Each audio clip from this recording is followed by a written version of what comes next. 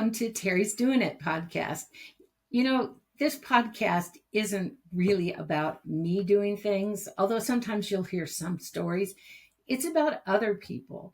And the purpose of the podcast is to expose you to people whose passion and appetite for doing whatever is on their heart is really large. I want to encourage you to live large too. I want to encourage you to just go out and do those things that make your heart happy. I have this podcast, and right now I plan to publish a minimum of once a month, and we'll have some bonus episodes too. But I also publish a newsletter. I'm a writer. I have been for many years, both professionally and for fun. And I have this blog, a newsletter now, www.terimirison.com. You can subscribe, and I really encourage you to do that because there you'll have access to lots and lots of stories about doing it, things that also should inspire you. In the meantime, I am so glad that you found this, what do I call it, a podcast? I want to call it a blog. I'm sorry. I'm very new to this, but I promise you I'm a quick study. I've learned fast, and over time, this will be a lot more polished. In the meantime, today's guest is really fascinating. You're going to love the time that you get to spend and the way that it makes you feel, the hope that it gives you. Without any further ado, this is today's guest. Enjoy. Hey there. Joining me today is Cedric Nwafor, the founder of Roots Africa. It's a nonprofit that's dedicated to addressing hunger through education and agricultural entrepreneurship. Welcome, Cedric. Thanks for joining me. Thank you, Teri. Thank you for having me. I'm excited to finally make it here. I am really glad to have you. The purpose of Teri's Doing It podcast are to highlight people who are doing it, other people besides me, people that are passionate and they get out there and they seize the day and make things happen because they probably couldn't live with themselves if they didn't. Does that description fit you, and why or why not? I think so. And when I look back, coming from Africa, I always sit in the US and think, man, if they could give some of the opportunities that I have now, the people that I know, the knowledge that I've received to some of my friends back home, I know they will do 10 times better than me. So yes, I cannot live with myself if I'm not trying to be the best version of myself each and every day. That's awesome, Cedric, and I do see the best version of you. I think that's pretty amazing. I've known you for a few years now, but I did get to know you much better on a trip that we took to Uganda last spring. Let's look at a clip from the trip. I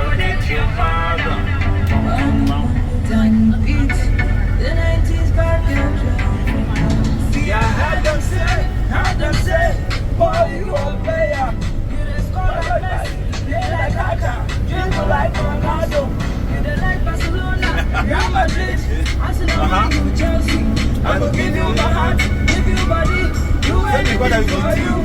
Sacrifice my life to be alright. I'll be there for you. But if you break my heart, I will get your father. Father, be my son, you will call me a mother. Say, if you break my heart, I will get your father.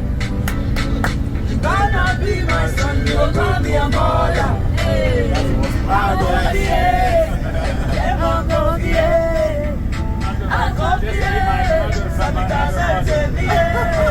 Well, I think people have gotten a pretty good view of what it's like to travel with you and the Roots Africa team. It was certainly about the most fun trip that I've ever had. If I had to describe you in a handful of terms, never full, always hungry is one of them, as we saw in the video. So we've talked about our experiences from childhood that lead us to our passions and callings as adults. Is it fair to say that hunger was a motivator for you? Absolutely. Absolutely. That has been a key theme in my life. I will take you back a little bit and talk a little bit about my relationship to food. Yeah.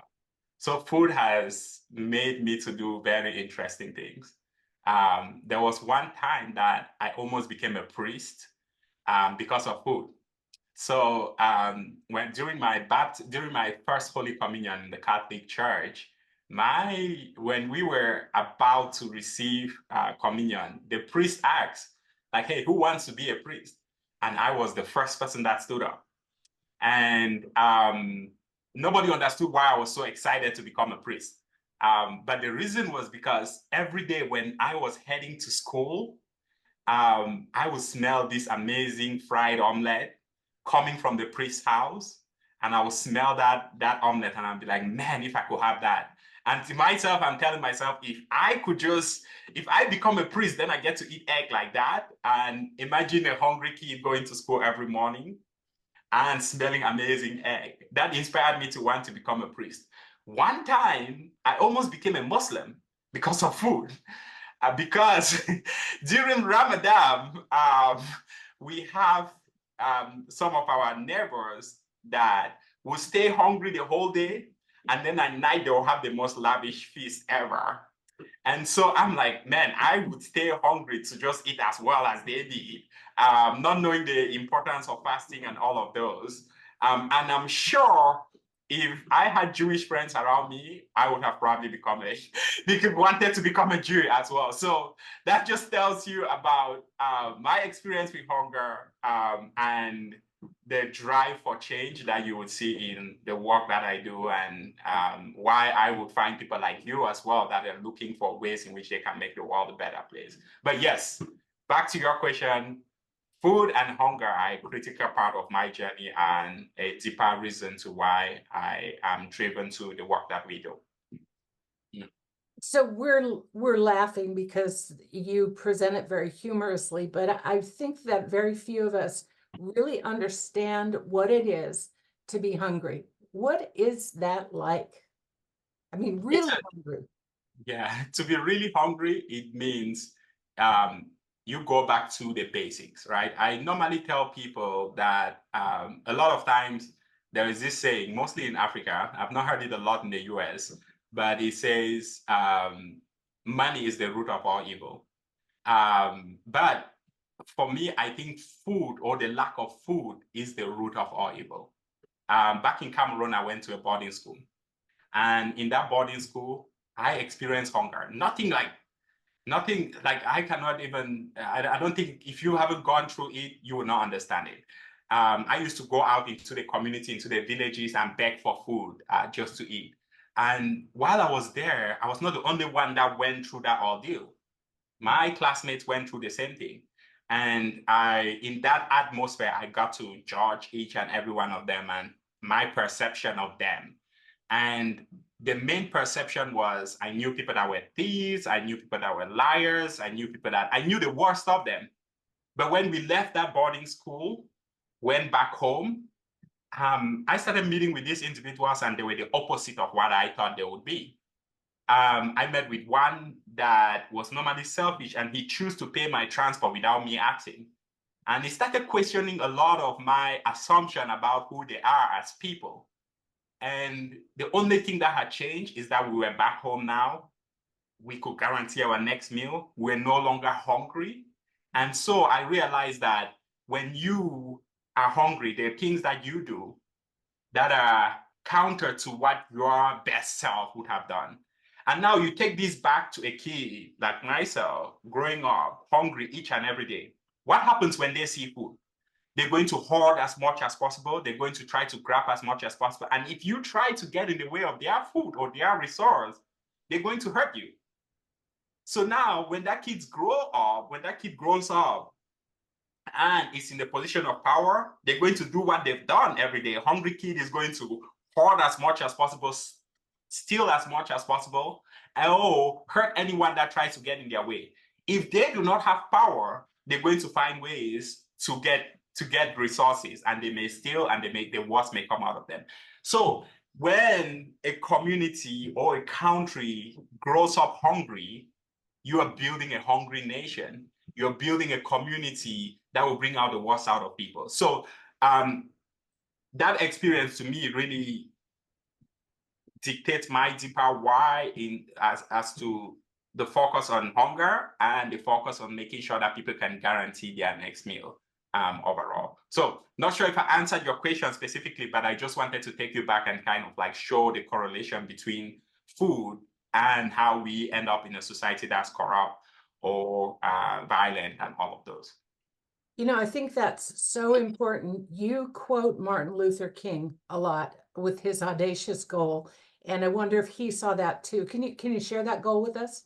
Yep, that quote is, I have the audacity to believe that people everywhere can have 3 meals a day for their bodies. Culture, I'm forgetting pieces of it. But basically, the piece is we have the right to have 3 meals a day, that we need to have our own culture, our own mindset, and that this is not something that it's audacious, but it's just the bare minimum for each individual to have. So, and you call it a human right. Yes, it is. Food as a human right. And you remember in Uganda, yes, when we attended that conference, the agenda basically changed because food became the main topic, and everyone could correlate and agree to that having food is just a basic human right for everyone. That's really true. So I'm curious to know what was your path to form Roots Africa? Because I think you and somebody else founded it, but it sprang from the two of you. It didn't just, you didn't inherit it. Yes. So I grew up in Cameroon, and growing up in Cameroon, we had 6 farms. We worked on these farms each and every day. But despite all of the hard work that we put in, there were still days when we could not guarantee our next meal. And my mom, being a woman of faith, would always say, God will provide. And while I did believe in that, I also thought nobody that worked as hard as we did, right? In the US, they tell you if you work hard enough, you're going to make it. I used to think nobody that worked as hard as we did, should have to go to bed hungry. So fast forward a few years later, I made it to the US, and I was working at the Holiday Inn as a bellman.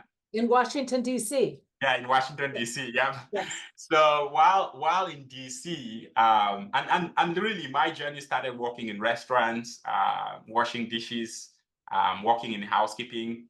And then when I worked in housekeeping, my biggest dream at that point was to work at the front desk. But to make it to the front desk, I had to be a bellman first to showcase my skill sets, like, oh, I can make it to the front desk. So as a bellman, it so happened in 2014 that we had some guests from Idaho. And they came at a very interesting time when we had completely renovated our 8th floor of the hotel. So it was brand new. That renovation had not taken place in quite, I think, about 20 years. So it was brand new. The rooms were beautiful. So we had this group of guests that came in, and I met them. And one of them, the leader of the group, Rick Whitley and Dorita, they had the opportunity to be the first guests to not only stay in those rooms, but on that floor. So it was an exciting moment for me to get to be the one to show them their room. So we leave, we are heading upstairs. I'm talking to them about my background from Cameroon, why I'm here, and all of those, and sharing my excitement about the room that they're about to go into, because it's to us, it's beautiful, since we've never seen rooms like that since we've been at the hotel.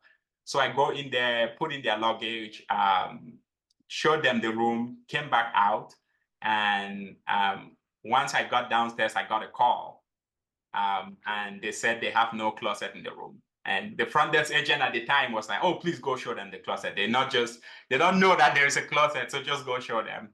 So here I am walking upstairs to just go and prove them wrong, that there's no closet in the room. And let me just go back and say why in our heads it's impossible. First, when the construction folks complete the room, their managers come and review it.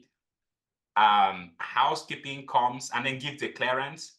Housekeeping comes and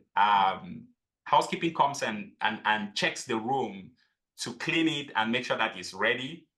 The senior managers or the managers of the hotel comes and looks at the room because they have to sign a contract like, yes, this is done and your obligation to us is over. So all of those steps had to take place for a room to be handed over.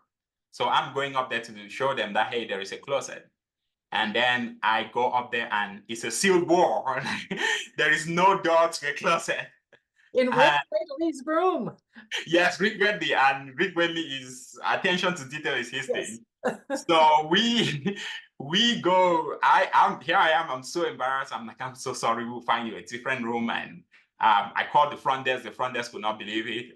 So we found them a different room. After quite a few apologies, that's where a friendship just really began.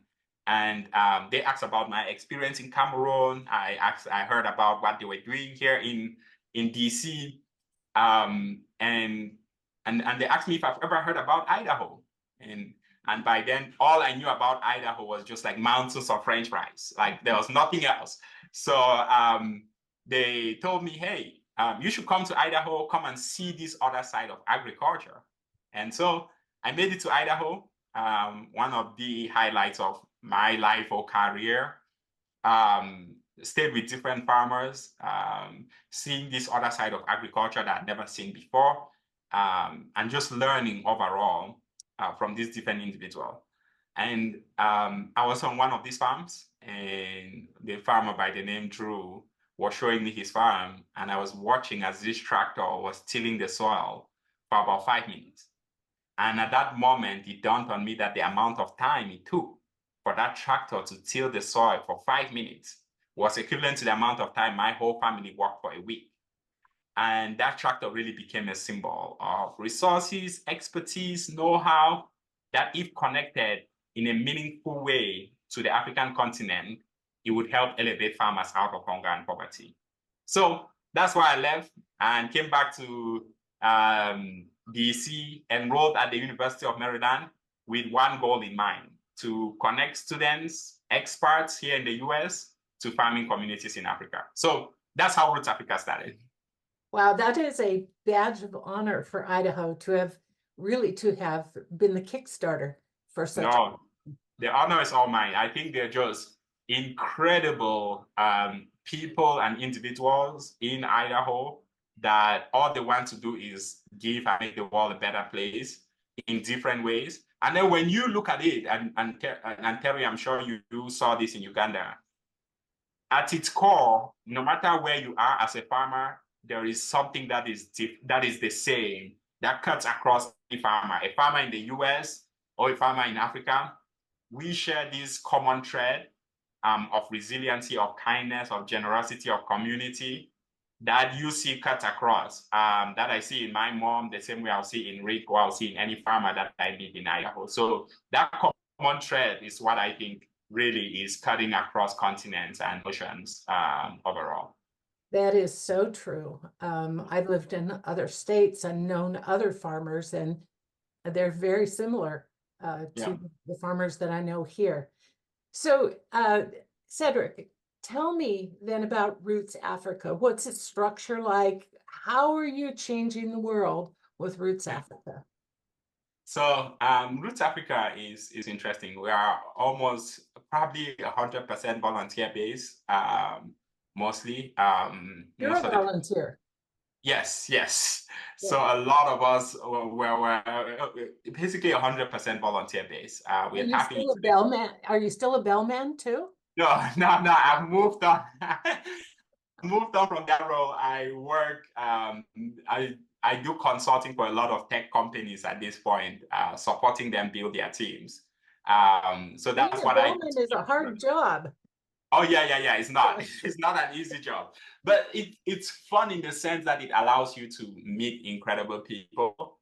If I had come into the US and I was sitting in an office, I would have not met Rick. I would have not met LIA, and my life would be completely different at this point in time. So it's a blessing to have been on that journey and that path overall. Yeah.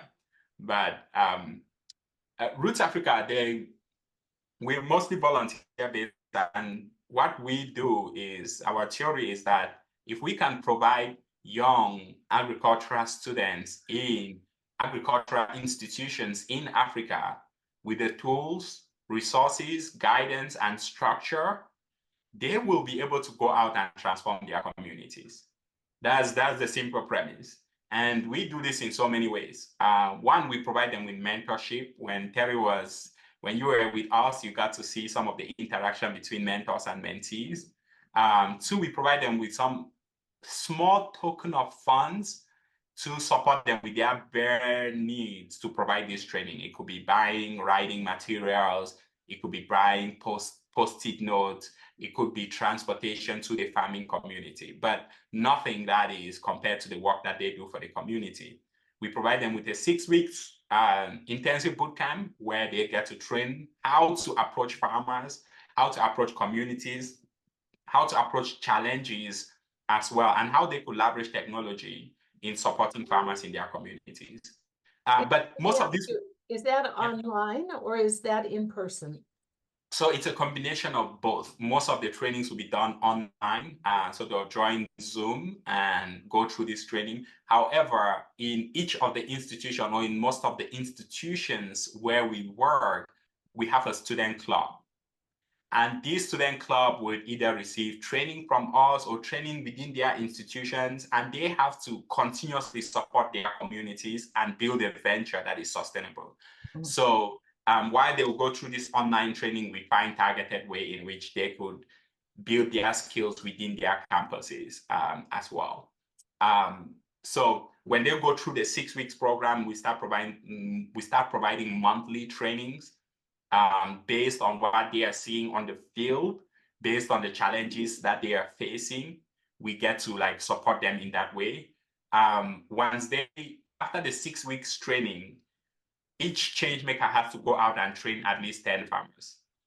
That's the minimum. On average, when you put it out, each change maker trains about 20 farmers overall. There's been an evolution in the program. At first, it was just about training farmers. Later on, it's about training farmers to increase yields. And then right now, it's training farmers to increase their income. But with the caveat, we want to not only train farmers, but we want to see training farmers as the business. So a change maker going to a farmer could say to the farmer, hey, I could connect you to market. All what I'll need is 5% after you do the sale. Or this is my group of farmers. You can give me a fee of $2 and I'll be providing you training. I'll link you to markets and all of those. We want to ensure that within the training of farmers, the change makers can somewhat sustain or support them to provide those trainings to the farmers.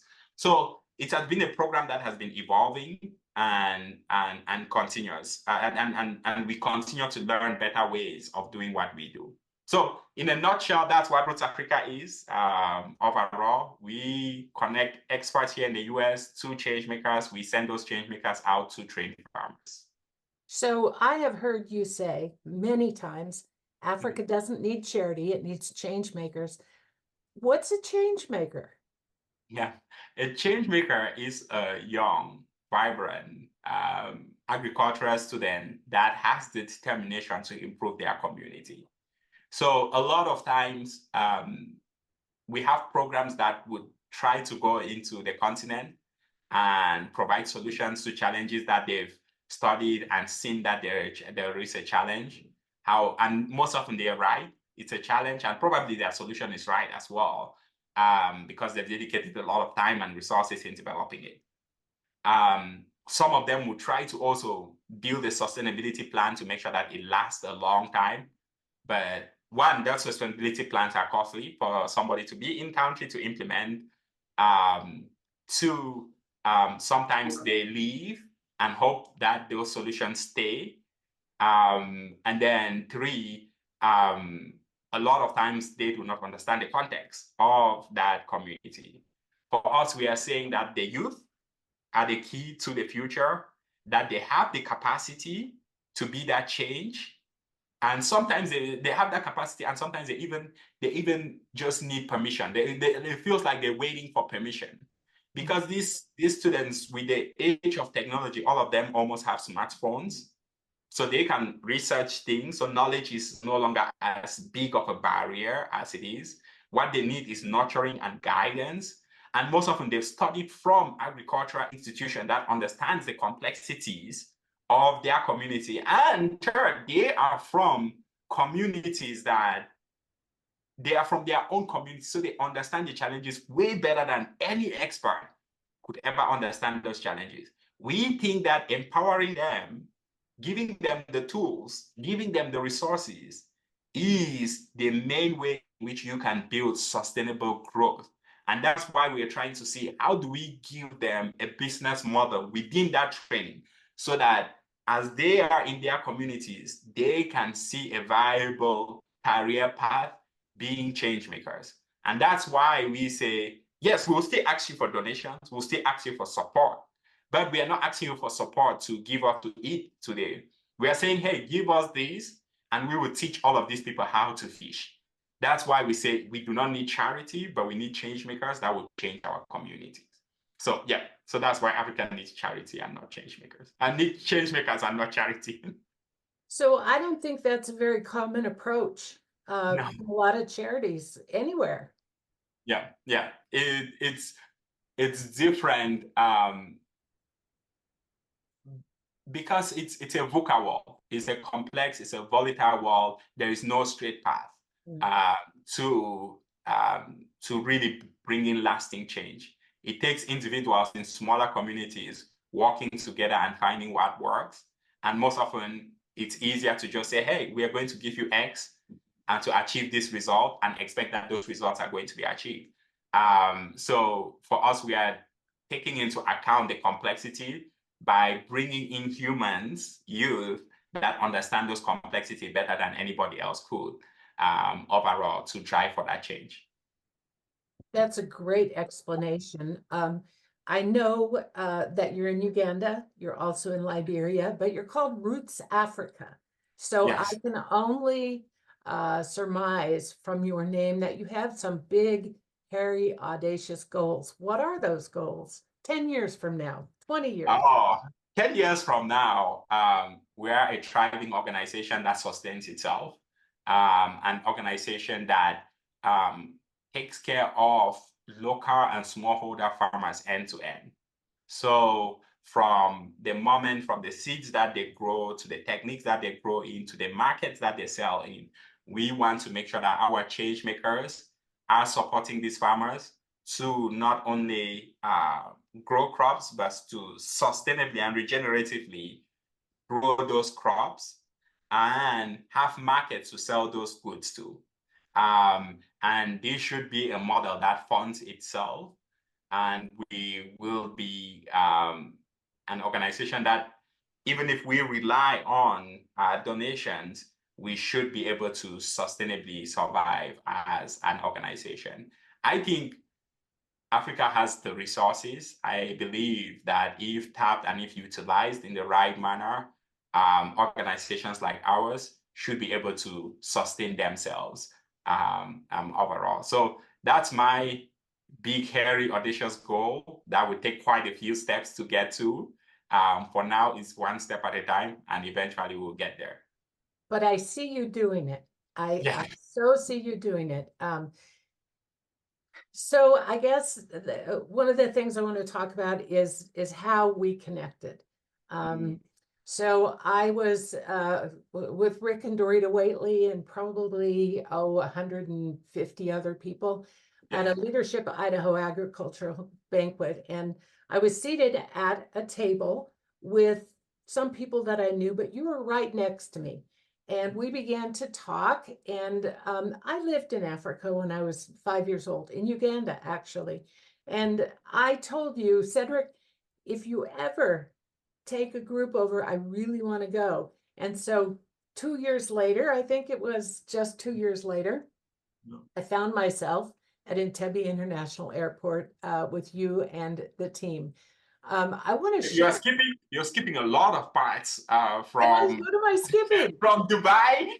Like you're Oh, yeah. experiencing it. Doha. Doha, yeah. Yeah. No, that was a really memorable trip. And if people want to find out about the other parts, they can read it on my website. But I would like to show a video that Jay at Be More Pro Productions produced of our trip. I think it will provide a really good introduction to our friends here.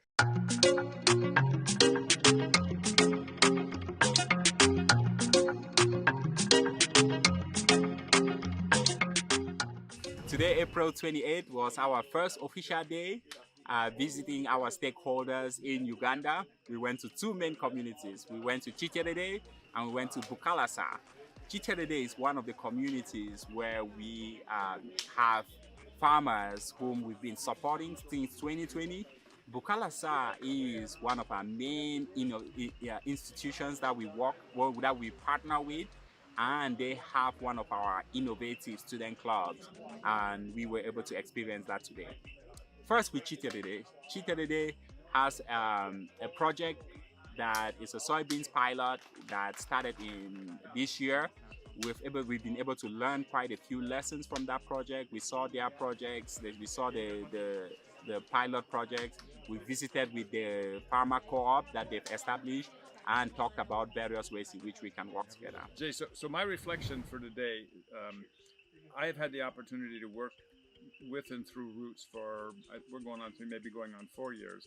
But anyhow, I saw students today. The joy of the day was Roots has been connected. I think Bukalasa was one of the initial schools, colleges that Roots partnered with. And so I saw kids, and we've only, because we started in 2020, the year of COVID, everything was via Zoom. So my opportunity to work and meet, for instance, Dennis, who traveled with us all day, or Alan Peter, who emceed most of our day, all was on and through Zoom. And so I've only seen them through a computer screen, or, and listened to them through the electronics of amplification. And so the joy of today was being able to see them eyeball to eyeball, talk with them, give them a hug, see the fields they're shooting or sending me pictures of that we've been talking about, that they've been planting. That was, for me, that was the oh wow, the over the top today, is literally being able to connect with these folks. I'm a mentor. Dennis has been my mentee, but I've been connected with them through the classroom, through Zoom, for 3 years, and today I get to meet him face to face. What a joy. Bukalasa, we met with the president of the institution. We met with some of our change makers. They showed us some of the innovative projects that they're working on with in partnership with their institutions. The highlights from today, first, is being able to show the work of these change makers and how amazing they are to the people that support us, so that they can see for themselves. When we were here last year, the one thing that I wanted to do was help people see what I was seeing, because I felt like there was no way for me to really communicate this without getting the people here to come and see for themselves. So being able to show them how Alan Peter is amazing, how Maurice is amazing, how Dennis is doing incredible things was one of my highlights. And I had wondered when we came there, and then I asked, what makes this village different than so many others? It seems to have been unusually successful. And perhaps it was just the person we were talking with, and his the clear respect people had for him. Clearly he spoke for them with one voice, and the attitude of truly cooperative selflessness, all these people volunteering for the good of the community. Today was a wonderful day, and I guess there's just a lot of things going on, and there's a lot of emotions going on. There's a lot of, as some of our colleagues said, reunions in real life, which are wonderful. And I guess the highlight for me today was just the engagement with people, the engagement with the students. The second highlight was being able to interact with the farmers in Chiterede. despite the setbacks that they had with seeds for the soybeans project, they are still resilient. They are excited about what they would achieve, that what we would achieve together. The third thing that was really inspiring and high moment for me was just to see the impact that our students are having on their communities and around their communities. Really looking forward to what tomorrow holds. Today was a great day, but I know tomorrow will be better.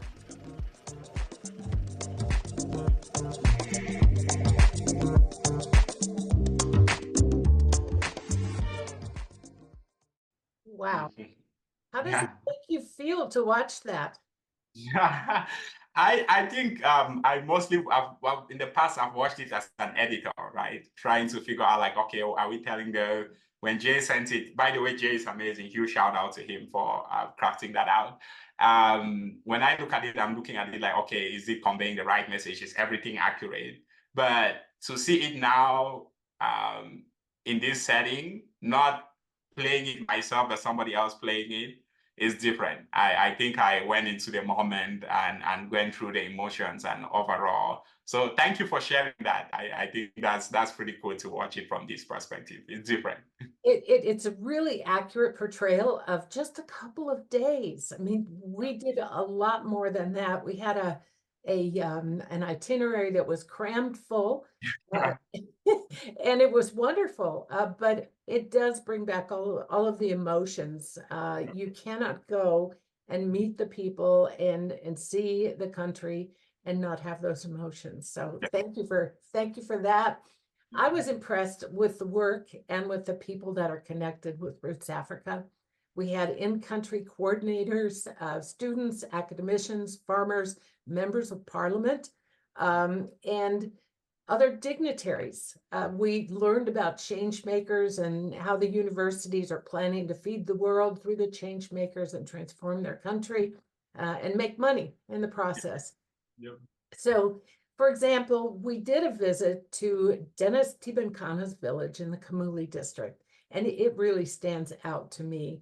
The things he's been able to do in his village and in that region with Roots Africa's help, and the children that I met there.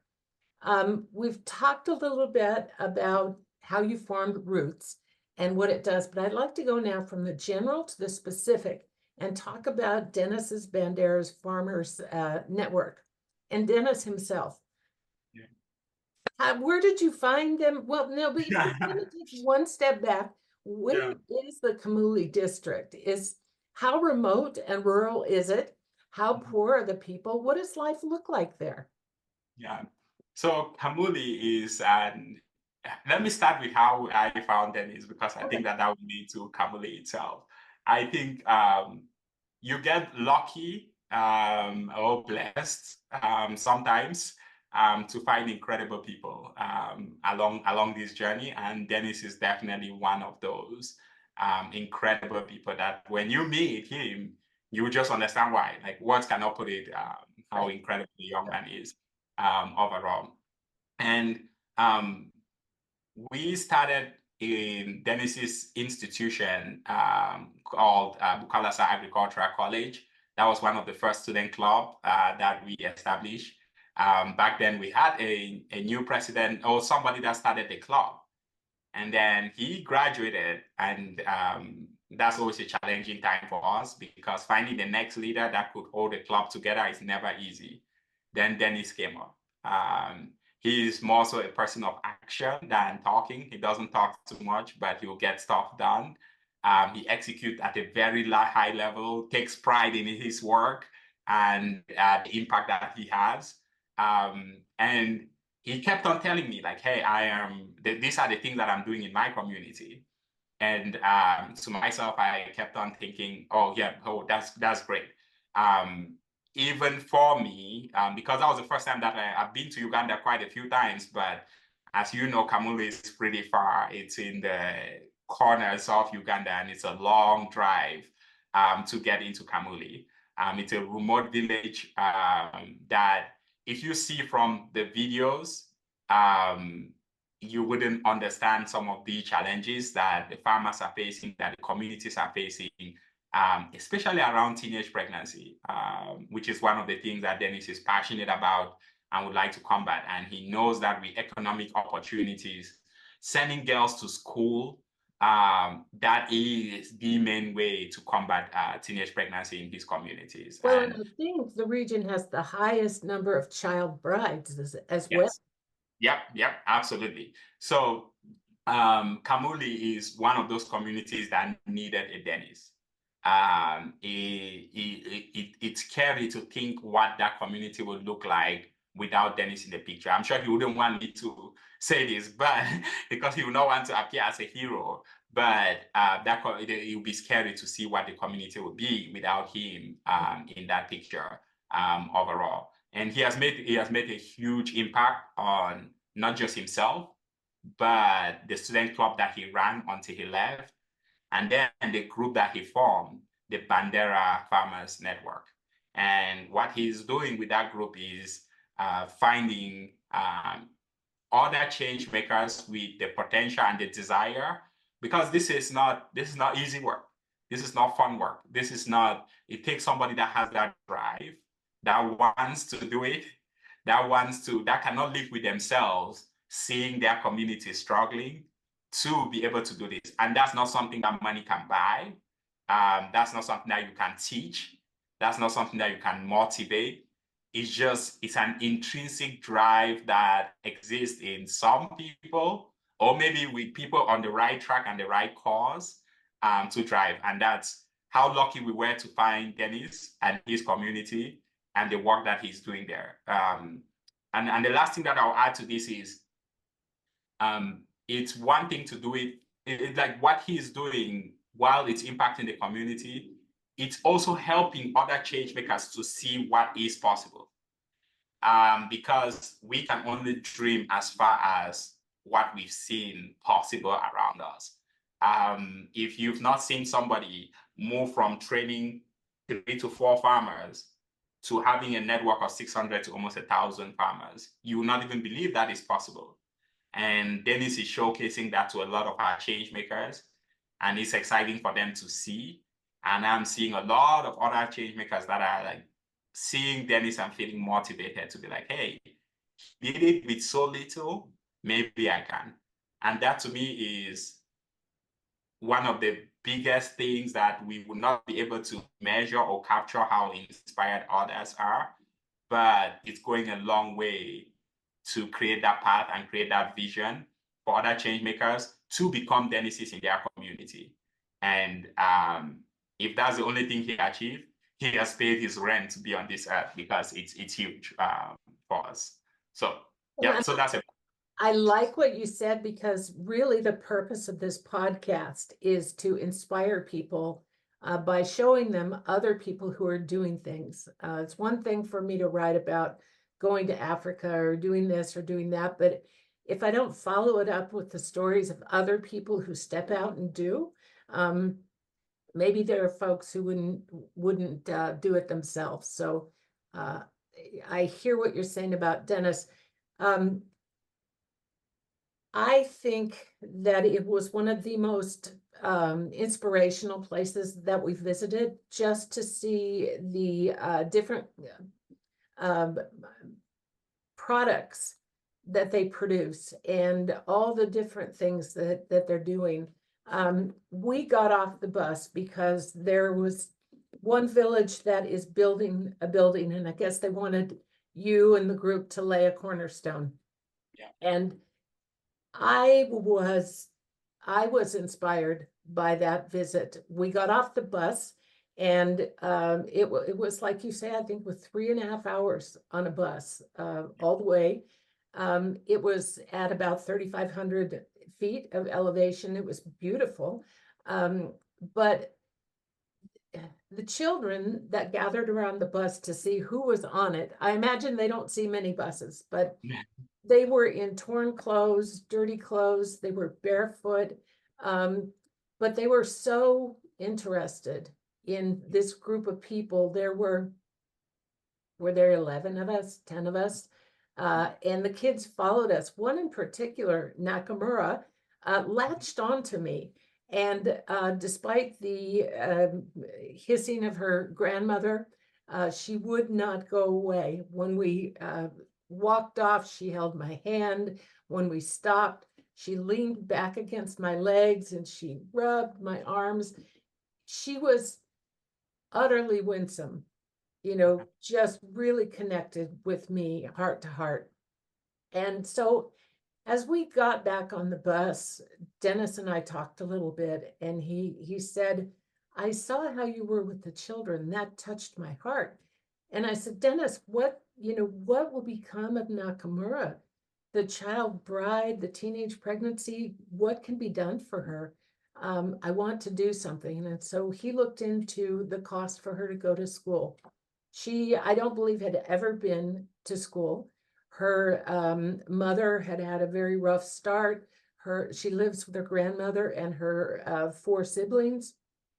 She was not in school, but Dennis looked into it. We found out how to do it, not just for her, because I wanted the whole sibling group to go.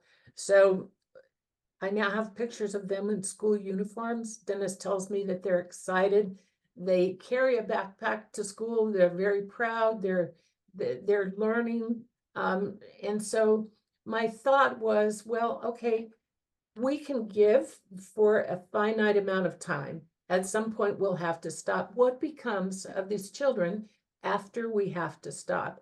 And so asked Dennis to figure out how to make it sustainable. And Dennis came up with, we call it Goats for Kamuli Kids. And we've bought 5 goats already. We're on our way to 50. And we're trying to raise $5,500, hopefully by the end of the year, but as long as it takes, so that those kids' education will continue long after the Mzungus go home. Talk to me a little bit about that program, because you're involved too. The money goes to you as a tax-deductible donation through Roots Africa. Talk about a little bit, what's the outcome? What's going to mean for those kids? So one thing that is critical is the fact that this builds in sustainability, right? I will never stop somebody that says, hey, I want to provide food for somebody that is hungry. By all means, please do. But it's also important to think about what is the root cause of that. And those two things has to go hand in hand, right? You could not come in and say, hey, this girl is not in school. Her life is at risk, but I will spend 5 months or a year and raise the money to help her in 2 years or 3 years. So that is the perfect plan. And she would survive now and all of those. And everything will be okay. During that time, what happens to her, right? So you've taken the right approach in saying like, hey, what can I do right now to support this young lady to make sure that she goes to school? And that could be said about food if somebody was hungry overall. Now, looking at the few things that you've done as well, you've also asked what is needed. And Dennis, knowing his community, knowing the challenges, understanding that goats would be the best option because one, they will not worry too much about feed. They can take the goats out, they go graze, they come back, they lock them up, and they can grow utilizing the resources around. So the cost of rearing is not as expensive.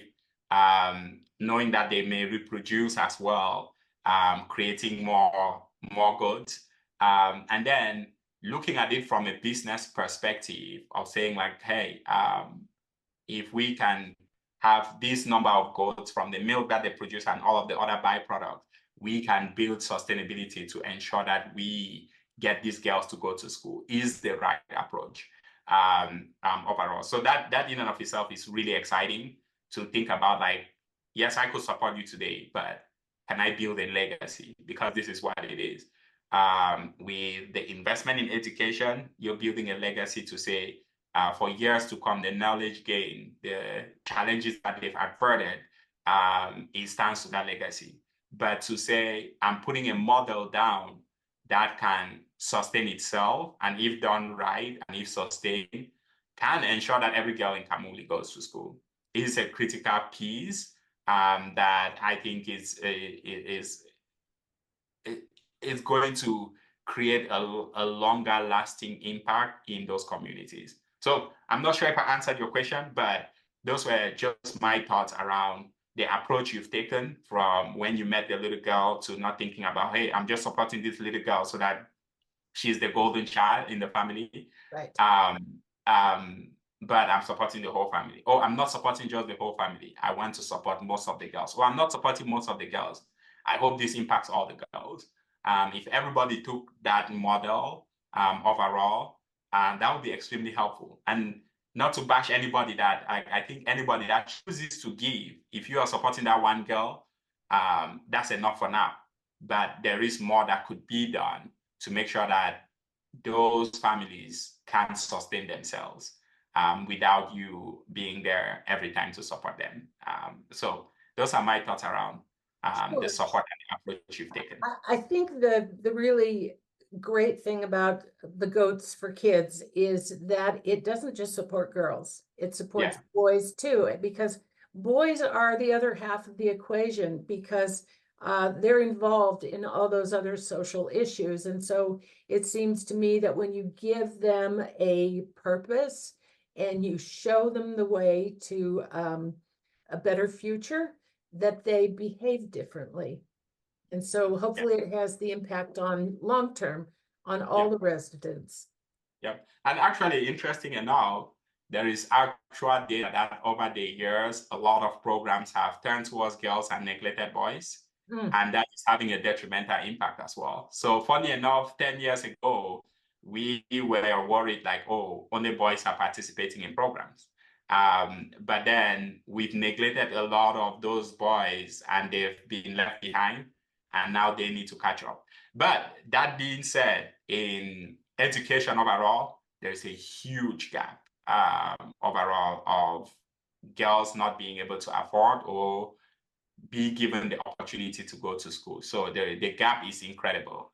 Finding girls that are going to school, getting an education, or even when you find them, the responsibilities that they have is a lot more than what a guy would have while going to school. So just wanted to bring that complexity into the equation. Never black.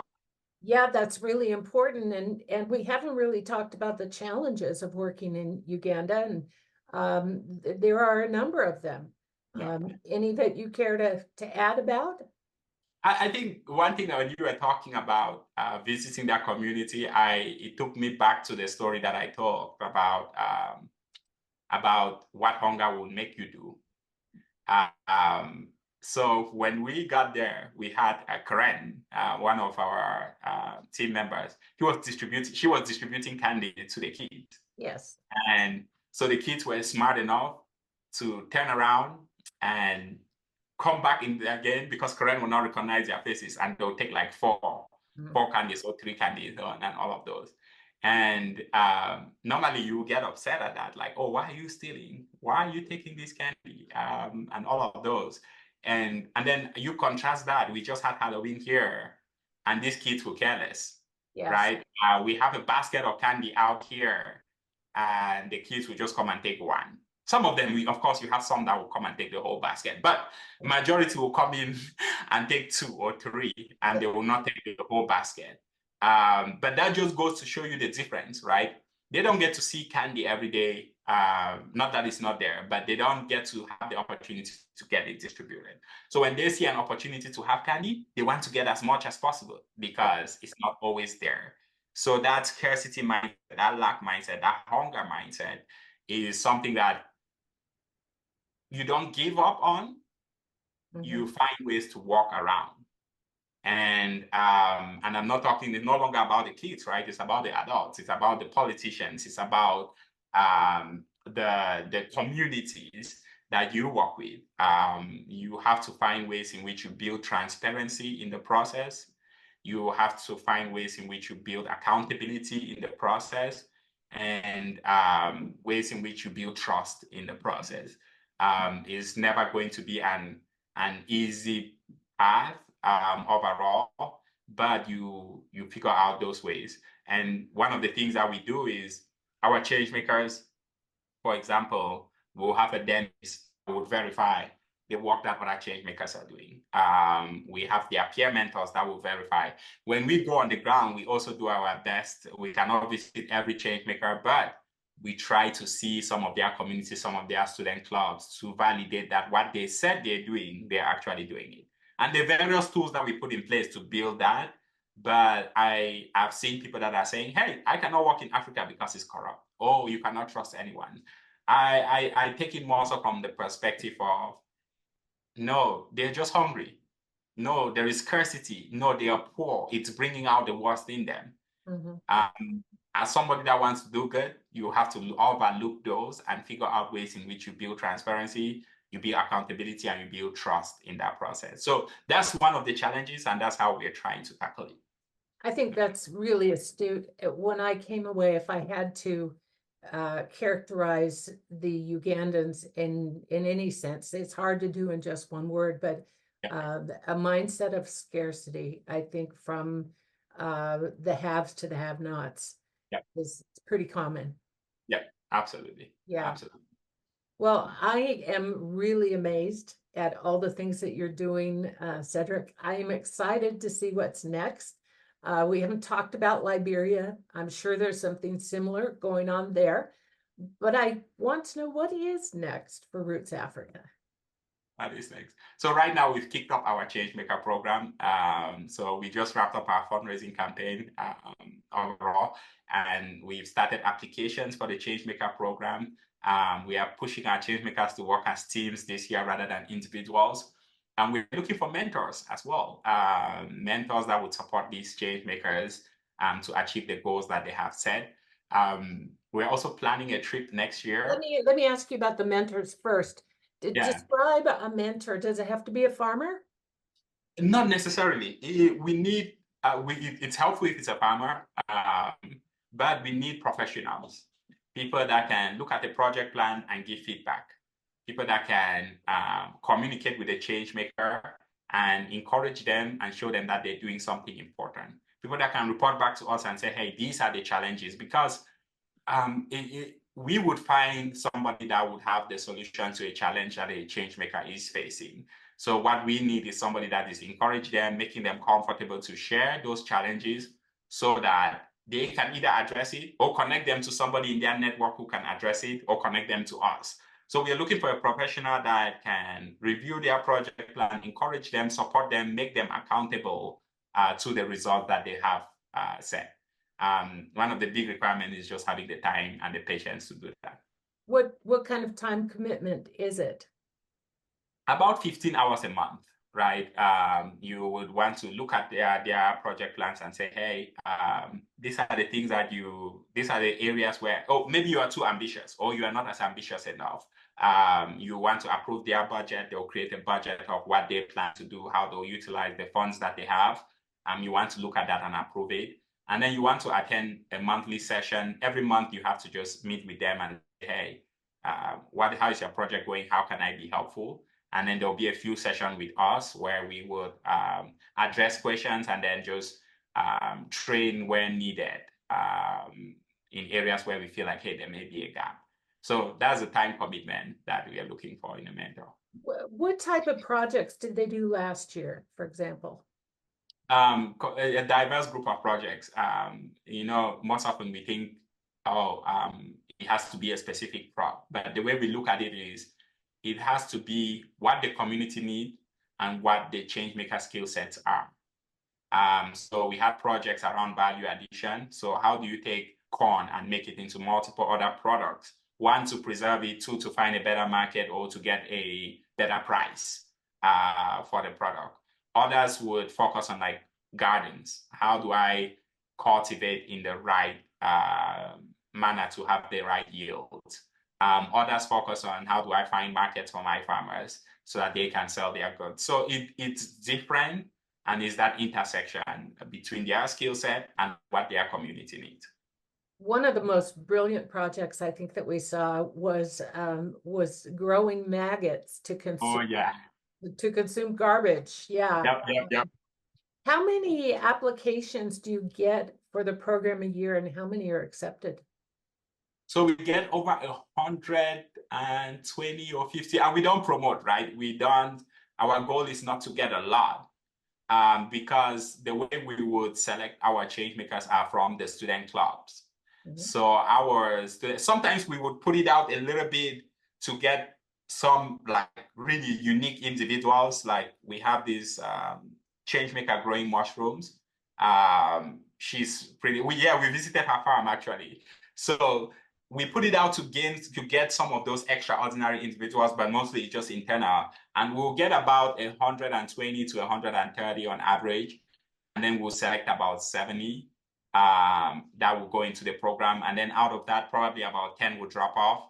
And because it's not an easy program, again, it's people committed to making a difference, and it has to be really altruistic. And most often, if you come in expecting like, oh, I'm about to make bang, it will not be the program for you. So about 10 people will drop off. We'll be left with about 60 that goes out and really change their communities. Yeah. Excellent. Well, I cut you off when you were starting to talk about the trip. And so Yes. tell us about that. So this year we are planning another trip. Funny enough, we are doing 2 trips in one.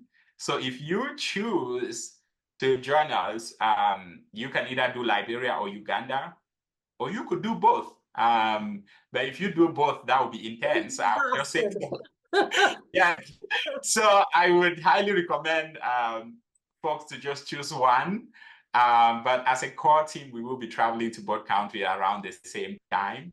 And you saw in the video about a few days that we spend in the country.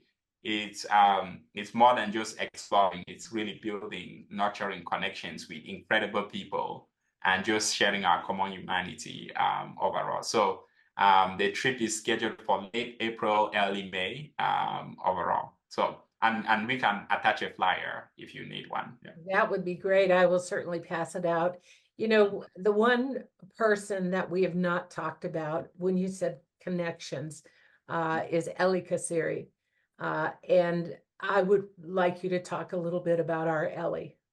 Yeah, Ellie is a dear friend. He's a brother. He's a family member. The one thing that Teri and I will agree is how he keeps his cool under stressful situation. and sometimes it's almost like elephants. Yeah. Oh, except elephants. That's the only time when he loses his cool. Yeah. So I've worked Ellie for a while. Beyond Roots Africa, we worked when I was in an organization called the Africa Youth Movement. And Ellie is somebody that cares a lot about his country. He's a human rights activist. He is a lawyer to be. He's almost in his final year to becoming a lawyer. And he's one of the key reasons why we are successful in Uganda. Actually, the reason why we are successful in Uganda. He's incredible at building long-lasting and trusting relationship. If you need anything done in Uganda in a clear, concise manner, Ellie is your guy. He doesn't cut corners. He's trustworthy. He executes at a high level. I could go all day about this guy. I think most often you sit and you say, hey, there are a few people that without them, Roots Africa wouldn't be where it is today. I would say without him, Roots Africa may not be existing today. That's how far Ellie and I go. And he's just one of those people that I know, Teri, you've been supporting him. And I do hope that one day we also have a campaign for him, because human rights is a huge challenge in Uganda, and he's one of those front bearers of the flag and still keeping his head high and still striving to address issues that most often you will not hear about because you shouldn't. If not, people's lives are at risk. But he's one of those unsung heroes that I'm grateful and blessed to have in my life. And I'm sure we all are as well. Well, I know that both he and Dennis shared a difficult childhood themselves. And if there's anything that I came away from Uganda and that trip, it's two sons, Dennis and Yeah. Ellie. And Yeah. I think it's worth the trip just to get to know the people of Uganda and certainly them. So what can our listeners do to help? So I think the first thing is just supporting these goats for Kamuli. I think that will go a long way.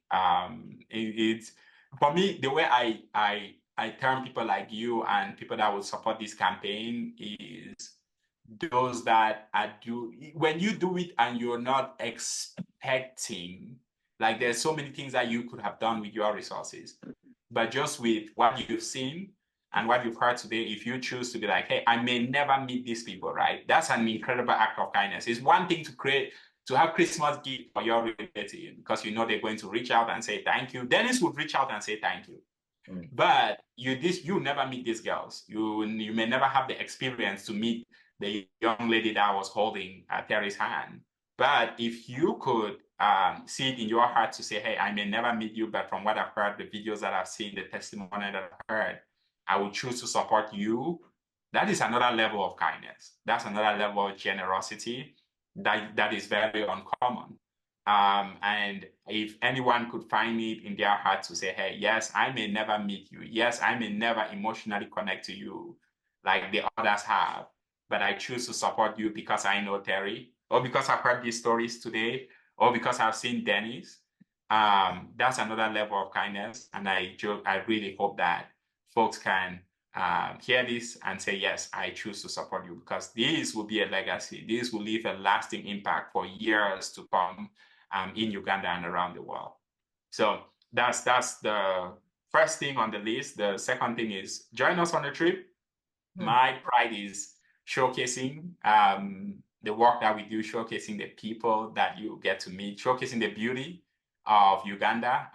As Teri will tell you, if you want to get chased by elephants, no, I'm just kidding. No elephant will chase you. Yeah, but that just happened. So that was not part of the agenda that I'd get chased by elephant. But those are all part of the adventure. But the highlight is really seeing the impact and connecting to people. And the last thing will be mentors. If you are interested or would have questions, please reach out. We'll be happy to have you and answer any questions you have. So those are the things. I want to just cut back to the trip just really quickly. There may be some people who have been following the news and who are concerned about the violence, the potential for terrorism, etc. I want to give a testimony that Dennis and Ellie and Cedric, even our bus driver, took the charge to protect us very seriously. We did not go to areas that would be likely to experience an attack. We were, in fact, we were protected a little bit too much. We couldn't go to a market by ourselves. We couldn't, because we weren't there to do that. We were there to go out to the villages and meet the farmers and the students. And so if there are people who are interested in going, but maybe are a little bit concerned about the climate from that standpoint, I think these guys keep you very safe. They're very in touch with what's going on. We went through a few police roadblocks, and they handled that with great aplomb, and we were always safe. We didn't lose anything, and we stayed in really nice places. They weren't always 4-star, but they were always nice. These guys love to eat. They know the best places to get street food, and the bus pulls over regularly. So I cannot recommend a trip more highly than a Roots Africa trip to Uganda. Thank you, Teri. Yes, well, there can just be no doubt that you fit the profile to a T of someone who decided to seize the day to make things happen for the people of Africa. And Cedric, you inspire me. I think you'll inspire our listeners today. You are doing it, and I'm so proud of you. Carpe diem. Carpe diem, indeed. Yeah. Thank you for coming on with us today, and let's stay in touch. Absolutely. You cannot get rid of me at this point. You're too connected. Come back to Idaho soon. I plan to actually. I will be. I'm talking to Kendra. I think we have some things cooking, so I will be in Idaho at some point. Good. Okay. Well, And I think 2024. we'll use this for recruitment. Absolutely, absolutely. Okay, Cedric. Well, it's so nice to visit with you. I miss you lots. Same here. Same here. Thank you, Teri. Bye. Bye. Hey, I hope that you enjoyed that as much as I did. I am always amazed at the caliber of people and things that they do, because they know that they only have a limited amount of time to do those things, and they put their whole heart into that. Thanks for joining me at www.terimurison.com.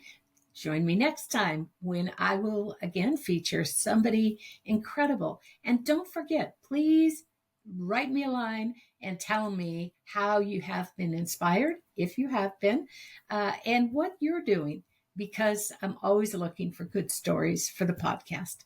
Thank you so much for joining me, and I will see you next month.